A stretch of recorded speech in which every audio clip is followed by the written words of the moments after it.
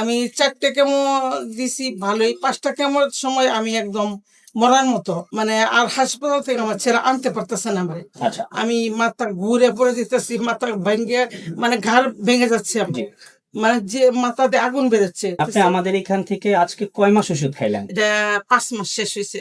আজকে 5 মাস শেষ শেষ। হয়েছে। বর্তমানে আপনার শারীরিক অবস্থা আপনি কেমন বুঝতেছেন? অনেক ভালো। আমি আমার পাশে একটা বাজার আছে, ওখানে আমি রিক্সা দিয়েও যাইতে পারতাম না, আর একদম ধরে নিত কাঁপতো শরীর। জি। আর এখন সকালে বিকাল 2 বার হাইটে যাই, হাইটে আসি, মানে আলহামদুলিল্লাহ। কোন রিক্সায় উঠি না আমি। আসসালামু আলাইকুম, আমি doctor Mohammad Aslam, DHMH BHB Dhaka, BHMH on course Dhaka বিশ্ববিদ্যালয়। বর্তমানে গণস্বাস্থ্য হোমিওতে বিশ্বনন্দিত ক্যান্সার চিকিৎসক অধ্যক্ষ ডক্টর এস এম সারোয়ার স্যারের প্রতিষ্ঠান গণস্বাস্থ্য হোমিওতে ক্যান্সার চিকিৎসক হিসেবে নিয়োজিত আছি। বিশেষ বর্তমানে সবচেয়ে ব্যয়বহুল চিকিৎসা ব্যবস্থাই হলো ক্যান্সার চিকিৎসা ব্যবস্থা, যেটাতে কিনা প্রায় একটা রোগীর মাসের মধ্যে প্রায় লক্ষ লক্ষ টাকার মতো খরচ হয়। সেই জায়গাতে সেই রোগীগুলা যদি হোমিওপ্যাথিতে বিশ্বনন্দিত অধ্যক্ষ ডক্টর এস এম সারোয়ার স্যারের চিকিৎসায় হোমিওপ্যাথি চিকিৎসা নেয়, সেই জায়গাগুলা থেকে টাকার বিষয়টা যেমন কমে আসে, রোগীগুলো খুব দ্রুত সুস্থ হয়ে যায়। তেমনি একটা সুস্থতার গল্প শোনাবো আজকে আপনাদের। আমি সরাসরি চলে যাচ্ছি আমাদের আজকে সুস্থ হওয়া একটা রোগীর কাছে। জি, আপনার নাম? মোসাম্মদ শিরিন আক্তার। মোসাম্মদ শিরিন আক্তার। বয়স কত আপনার? 47। 47। আপনার বাবার নাম কি? মৃত আব্দুর রশিদ মন্ডল। মৃত আব্দুল রশিদ মন্ডল। জি। আপনার মায়ের নাম? জয়গণ বেগম। জয়গুন বেগম। গ্রামের নামটা কি বা এলাকার নাম কি? এলাকার নাম হলো ডুয়েট গাজীপুর। ডুয়েট গাজীপুর। সদর। গাজীপুর সদর। এটা হলো ডুয়েট গাজীপুর হলো আপনাদের গ্রাম, হ্যাঁ আর যদি এই গাজীপুর হলো সদর। হ্যাঁ, ইয়া, সদর। থানা কোথায়? থানা গাজীপুর। থানা গাজীপুরে, জেলা তো ঢাকায়, ঢাকা। ঢাকা জেলা। জি, আপনি সর্বপ্রথম কি সমস্যা নিয়ে আমাদের এখানে আসছিলেন বা কি সমস্যা হয়েছিল আপনার? আমার বাম পাশে বেস্টে একটা টিউমার ছিল। জি। আজ 11 বছর ডাক্তার আনোয়ার খান মডার্নের নিশাদ বেগমের আন্ডারে ছিলাম। জি। ওনাকে দেখাইতাম, উনি ওষুধ দিত 6 মাসে। জি। বলতো এটা কোনো সমস্যা না, এটা একটা মাংসের চাকা, এটা কখনো খারাপের দিক যাবে না। প্রতি 6 মাস পর পর আমি যাইতাম, আমাকে একটা আলট্রা দিত, আমি সেই জিগাতলা মেডিনোভা থেকে আলট্রা করে ওনাকে দেখাইতাম। দেখাইলে আবার উনি 2টা ওষুধ রেখে দিত, চলে আসতাম। তো এইভাবে 11 বছর চলার পরে আমার হঠাৎ করে এটা একটু ব্যথা হচ্ছে, তা আমি দ্রুত তার কাছে গেলাম।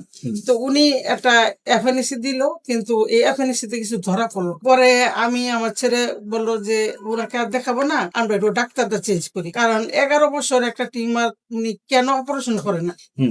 এখন দেখি যে বেস্ট টিউমার ক্যান্সার হইতেছে অনেক। পরে আমরা তাইরুন্নেসা একটা ডাক্তার দেখাই, উনি এফএনসি বায়োপসি দেয়, দিলে একদম ক্যান্সার। এফএনএসি এবং বায়োপসি দুটোটা পরীক্ষা হ্যাঁ, দিচ্ছে, তালিম দেওয়ার পরে সেখান থেকে আপনার ক্যান্সারটা আইডেন্টিফাই হয়েছে।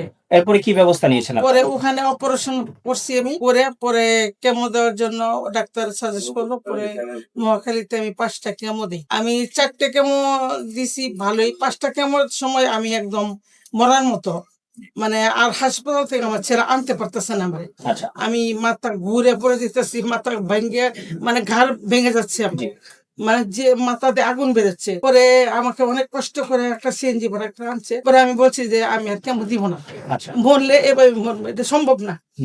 পরে আমার ছেলে শুক্রবারতে নামাজ পড়ে এসে মোবাইল দেখতে দেখতে আপনাদের এটা সামনে আসছে। পরে আমাদের বলে যে আম্মা এদিকে আসো। পরে কেন আমার দেখাইলো, বলে আম্মা তুমি দেখো, এটা তোমাকে আমি নিয়ে যাবো, তুমি দেখবা, তোমার মনে যদি সাই দেয় তাহলে তুমি ওষুধটা খাবা, বিশ্বাস করে। তাই বলে ঠিক আছে যাই, যেহেতু আমি কেমন নিতে পারতেছি না, তাহলে যাই। পরে আসছি, আইসা আপনার সাথে আমার কথা হয়েছে প্রথম আমার সাথে কথা হয়েছে। আপনার সাথে লিফটের মধ্যে কথা হয়েছে। পরে আমরা জিজ্ঞেস করছি কই, পরে বললেন যে আসেন আমার সাথে দেখাবো ভিতরে। পরে যায় আমার সাথে কথা বললা, পরে আমরা চলে গেলাম, বাসায় গেলাম, টাকা নিয়ে এসে নেই। পরে কথা শুনে ভালো লাগলো। আমার কথা শুনে আমার ছেলে কয় যে এত মানুষ এখানে চিকিৎসা নেয়, এখানে যদি ভালো না হয়, কাজ না হয়, তাহলে এখানে একটা কত বড় একটা ফ্রন্ট জায়গা, মেন রোডের উপরে এত বড় একটা বিল্ডিং, এখানে কি 2 নম্বরই করা সম্ভব না। তাহলে এখানে অবশ্যই কাজ হয়, আমার এখানে কোনো বুয়া কিছু না, তুমি বিশ্বাস করে খাও। পরে আমার ছেলেরে পাঠাইলাম, পরের দিন যে ওষুধ নিয়ে আসো, টাকা দিয়ে পাঠাইলাম। পরে ওষুধটা নিল। আপনি আমাদের এখান থেকে আজকে কয় মাস ওষুধ খাইলেন? এটা 5 মাস শেষ হয়েছে।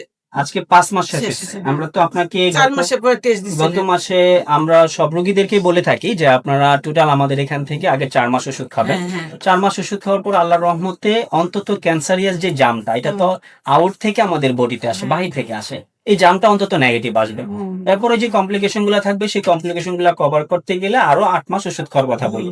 তো আপনি টোটাল ওই কথার উপর ভিত্তি করে 4 মাস ওষুধ খাইছেন। খাইছি। 4 মাস ওষুধ খাওয়ার পরে আমরা আপনাকে টেস্ট দিচ্ছি। জি, জি। আচ্ছা, 4 মাস যে ওষুধ খাইলেন, সে 4 মাস ওষুধ খাওয়ার পরে আপনি টেস্ট করালেন, এখন বর্তমানে আপনার শারীরিক অবস্থা আপনি কেমন বুঝতেছেন? অনেক ভালো। আগে তো মানে আপনি, আমি চিন্তা করতে পারি না, আমি অসুখের আগেও আমার শরীরে স্টেন ছিল না। এখন যতটুকু হ্যাঁ, সিস্টেম হয় আমি আমার পাশে একটা বাজার আছে, ওখানে আমি রিক্সা দিয়েও যাইতে পারতাম না, আর একদম ধরে নিত কাঁপতো শরীর। জি।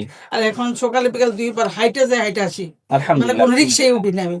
আর সিঁড়িতে আমি নামতে পারতাম না, আমার ধরতে হইতো, আমি দোতলায় থাকি। এখন আমি 10 বার ছাদে যাই, 10 বার নামতাছি, মানে কোনো অলসতা আমার কাজ করে না, মানে আমার শরীরে মনে হয় অনেক এনার্জি আসছে। আল্লাহর রহমতে আমাদের স্যার সবসময় আপনাদেরকে যে কথাটা বলে যে আপনারা 4 মাস আমাদের এখান থেকে ওষুধ হ্যাঁ। খাবেন, 4 মাসের মধ্যে ইনশাল্লাহ ক্যান্সার তো আপনার নেগেটিভ আসবেই, এটার সাথে আপনি বাঘের মতো শক্তি পাবেন, হ্যাঁ। এবং তরুণ অবস্থায় আপনি যেভাবে দৌড়াইতেন সেভাবে কাজ করতে হ্যাঁ, পারবেন। আপনি কি সেটা ফিল সেটা করতে আমি পারছেন? করতেছি, ইনশাল্লাহ। আলহামদুলিল্লাহ, আলহামদুলিল্লাহ, আল্লাহর কাছে হাজার হাজার শুকরিয়া।